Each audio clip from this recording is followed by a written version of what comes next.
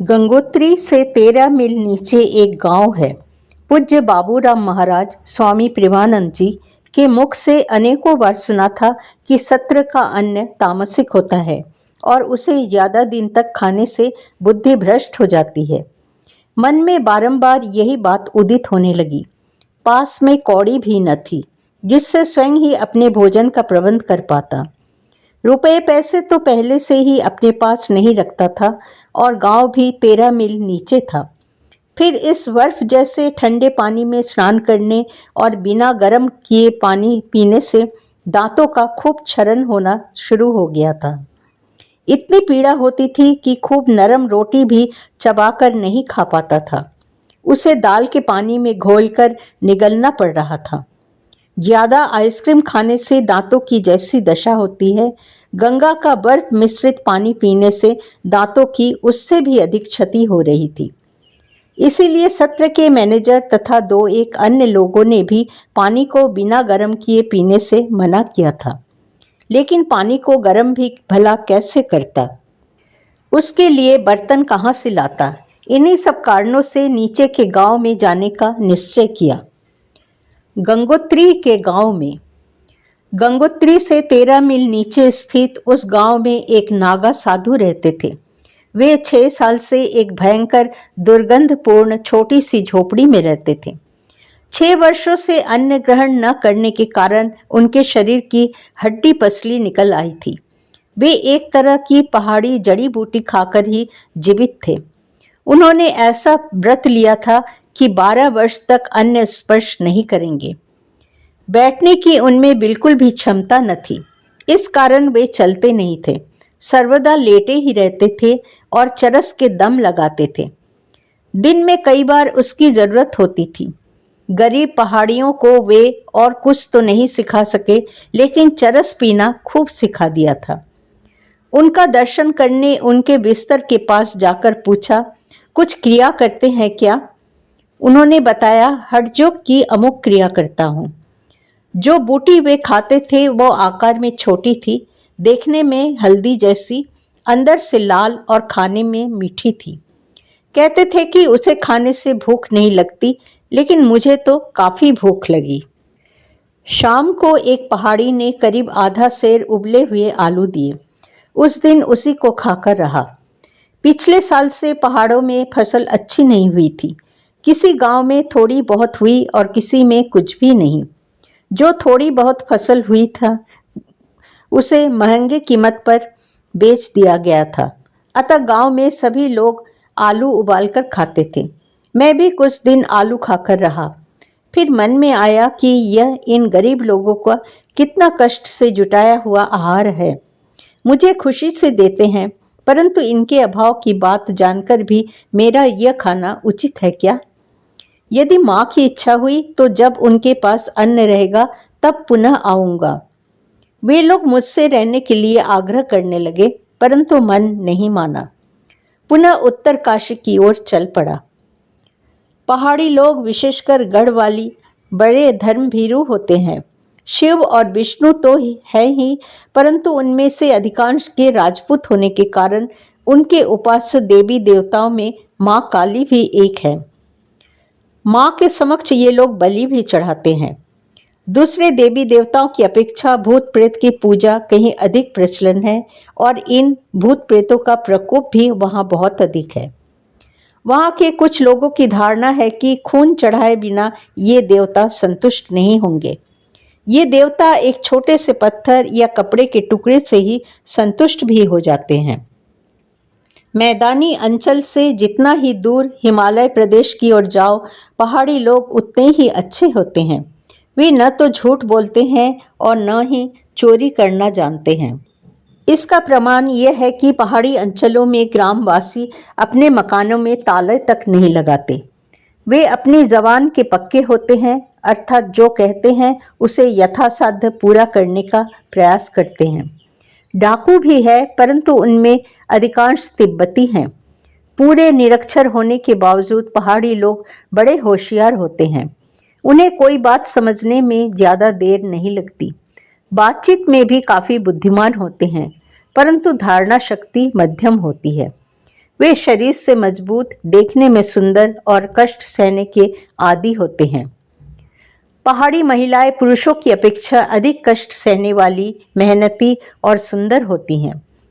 अच्छे घर की महिलाएं और भी सुंदर हैं। उनकी आंखें बड़ी सुंदर होती हैं, जिन्हें देवी चक्षु कहते हैं। कई महिलाओं का रंग कच्चे सोने की भांति गौरी के जैसा होता है। चरित्र का मापदंड जगह जगह बदलता रहता है। आदर्श कहीं कहीं हमारी तरह का ऊंचा होता है, कहीं थोड़ा ढीला ढाला और कहीं तो बहुत ही ढीला। विवाह आदि मुसलमानों के समान अपने निकट संबंधियों में ही होता है, लेकिन सौतेले भाई बहनों में नहीं होता। विधवा विवाह कहीं होता है, कहीं नहीं होता, और कहीं बिना विवाह किए ही स्त्री को घर में रखने की प्रथा है। समाज इसकी अनुमति देता है और संतान आदि होने पर समाज में उनका स्थान थोड़ा नीचा होता है। मृत्यु के पश्चात कोई कोई थोड़ा बहुत श्राद्ध आदि भी करते हैं और कोई कोई नहीं करते। महिलाओं का पहनावा बड़ा सभ्य है, दिखने में बड़ा सुंदर लगता है। ऊपर की पहाड़ी महिलाएं सर्वदा एक कंबल या वैसा ही कोई ऊनी कपड़ा पहनती हैं। सिर कभी खाली, कभी एक छोटे से रुमाल से बंधा रहता है, या ऊपर चादर के समान एक छोटी ओढ़नी से ढके रहती हैं। पुरुष लोग सर्दी में या कहीं सभा में जाते समय पैंट पहनते हैं, नहीं तो सिर्फ लंगोटी पहनकर ऊपर से एक गमछा लपेटे घूमते रहते हैं। बंगाली लोग काफी आचार मानते हैं। कुमाऊनी पहाड़ी लोग भी आचारी होते हैं। वे लोग भोजन पकाते समय एक छोटा सा वस्त्र पहनते हैं। सूत के बने कपड़ों को शुद्ध और ऊन के वस्त्रों को अशुद्ध मानते हैं। इसीलिए पुजारी लोग भोजन पकाते और खाते समय सूती वस्त्र का उपयोग करते हैं। हमारे यहाँ इसका ठीक उल्टा होता है। हम ऊन या रेशम के वस्त्रों को सर्वदा शुद्ध मानते हैं और उन्हें नित्य धोने की जरूरत नहीं समझते। पहाड़ी लोग भी रेशम को शुद्ध मानते हैं। गुजरात और काठियावाड़ में रेशम के वस्त्र पर यदि जूठा लग जाए तो भी वो शुद्ध रहता है। जब तक वो पूरी तौर से फट नहीं जाता, उन्हें उतारा नहीं जाता। इसे वे पूजा और भोजन के समय उपयोग में लाते हैं। पहाड़ियों की अवस्था भी लगभग वैसी ही है। वे सूती कपड़ों का इसी तरह उपयोग करते हैं। सभी लोग अपनी अपनी स्थानीय प्रथा और विश्वास को ही शुद्ध तथा पवित्र मानते हैं। ये एक मानवीय दुर्बलता है। इस शुद्धि अशुद्धि के प्रसंग में एक घटना याद आ रही है। एक बार मैं पंजाब के लुधियाना जिले के एक गांव में नानक पंथी साधुओं के एक आश्रम में अतिथि हुआ था। भोजन के बाद सब अपनी अपनी थाली मांजने लगे। मैंने भी अपनी थाली भली भांति मांजी और 3-4 बार पानी से धोकर उसे यथास्थान रखने गया। वहां उस विभाग के प्रभारी एक सिख खड़े थे। बोले, आपकी थाली जूठी है, साफ नहीं हुई। मैंने थाली को इधर उधर घुमाकर देखा और कहा, कहीं भी तो जूठन नहीं लगा है, मैंने खूब धोया है। उन्होंने थाली लेकर सूखी राख से मांजकर एक मैले कपड़े से पोंछने के बाद कहा, इसको साफ करना कहते हैं, देखिए कैसी चमक रही है। वे लोग पानी लगा रहने पर बर्तन को जूठा मानते हैं। सुनकर पहले तो मुझे आश्चर्य हुआ, लेकिन फिर मैंने सोचा उसे वहां का देशाचार मानकर स्वीकार कर लिया। जहां पानी कम होता है वहां ऐसे ही करते हैं। बंगाल में जल का बाहुल्य होने से वहां धोने की प्रथा है। महाखड्ड से रक्षा। उत्तरकाशी आते समय रास्ते में प्रत्येक गांव में निवास तथा भिक्षा की सुविधा खोजता हुआ आ रहा था, परंतु भाग्य ऐसा था कि मैं जैसा चाह रहा था वैसा मिल नहीं रहा था। कहीं अन्न का अभाव था तो कहीं अपनी पसंद के अनुसार रहने का स्थान नहीं मिलता था। वर्षा बड़े जोर शोर से शुरू हो गई थी। रास्ता बड़ा खराब हो रहा था। नदियों में पानी भर गया था। एक जगह पर तो नदी में इतना पानी भर गया था और वो इतने वेग से बह रहा था कि उसे पार करना भी मुश्किल हो गया था। नदी के इस पार के भुटिया लोगों ने 3-4 दिन बाद पानी का स्तर घट जाने पर ही उसे पार जाने को कहा था। मेरे साथ और भी एक पंजाबी तथा एक दक्षिणी साधु थे। उनसे रास्ते में भेंट हुई थी। दोनों ही खूब लंबे तथा बलिष्ठ थे। नदी के थोड़ा आगे जाकर वे लोग पार होने लगे। वे लोग जब बीचों बीच में पहुंचे तो भी जल को उनके कमर तक ही देखकर मुझे भी थोड़ा साहस हुआ। वैसे वे लोग बड़े सावधानी के साथ स्वयं को खूब संभालते हुए पार कर रहे थे।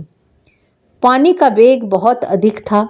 मेरा कद छोटा था और पानी मेरे सीने तक रहा होगा। फिर मैं तैरना भी नहीं जानता था। यदि कोई तैरना जानता हो तो भी पत्थरों से भरे उस नदी के प्रवाह में उसकी कोई उपयोगिता नहीं थी।